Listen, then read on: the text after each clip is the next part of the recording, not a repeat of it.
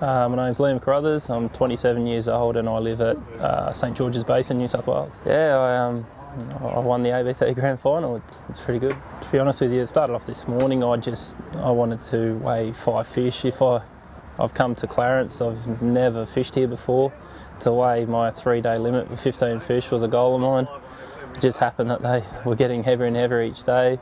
But yeah, when Simon called me up, I knew I had a good bag.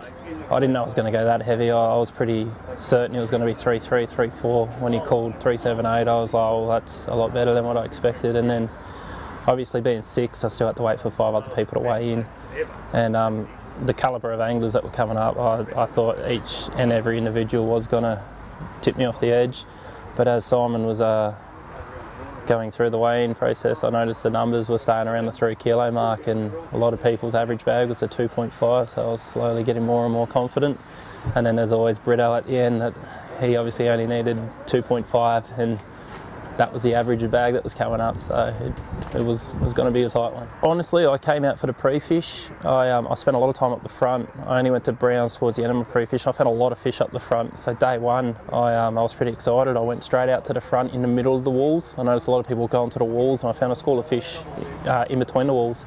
I was so excited to hit them, and that excitement definitely disappeared by about 10:30 on the first morning, where I realised that they weren't going to chew. So my non-boater and I spoke to him. I said, look, obviously I've only ever seen the AFC episodes here, and we needed percentage fishing. We needed to make our bag up quick. And I said, if there's anywhere we can do it, it's probably Browns Rock.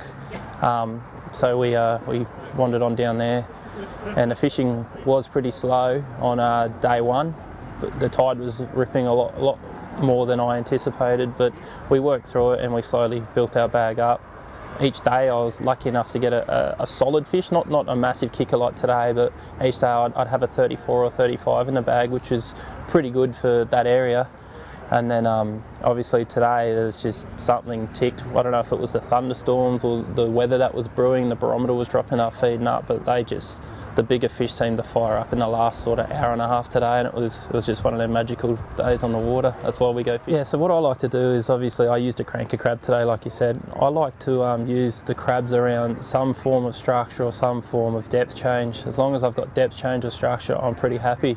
I noticed there was a significant current eddy line at Browns Rocks. No matter if the tide was coming in or coming out, you could see the eddy lines, and then on the sounder it was significant raise and a drop off. So I'd position myself sort of off the houses at Browns Rock there. I noticed there was a few fish there, but I wasn't happy unless the boat and myself was in sort of 20 foot of water and I was casting up towards the 12 foot range.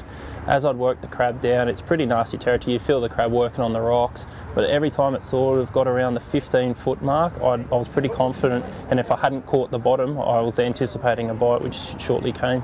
So it's a heavy cranker crab, and no, it's straight out the box. I'm literally tearing them open with my teeth if I go through them. But I was fortunate enough today, I didn't lose any crabs today. The current is pretty brutal there, but I obviously nosed the boat into the current, cast it up current, let the crab come down. But obviously having 4 days of practice, I was sort of pretty good at anticipating the rock hop of the crab.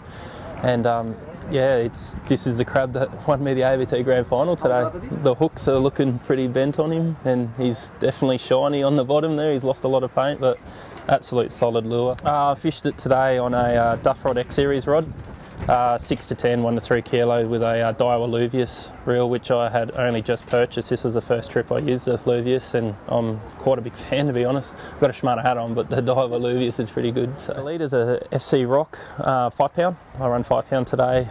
6 pound I wasn't as confident, I wasn't getting as many bites. Kept going down to 5 pound. Obviously it's more than 4 pound. You're a bit more confident, but I did lose a lot of fish throughout the tournament. Today I was lucky enough to boat them fish instead of lose them. And it's on, the braid I use is a 3.3 pound fire line Berkley Tournament Exceed. It's really nice braid, I really like it, nice and thin and soft. So it feels absolutely amazing too. But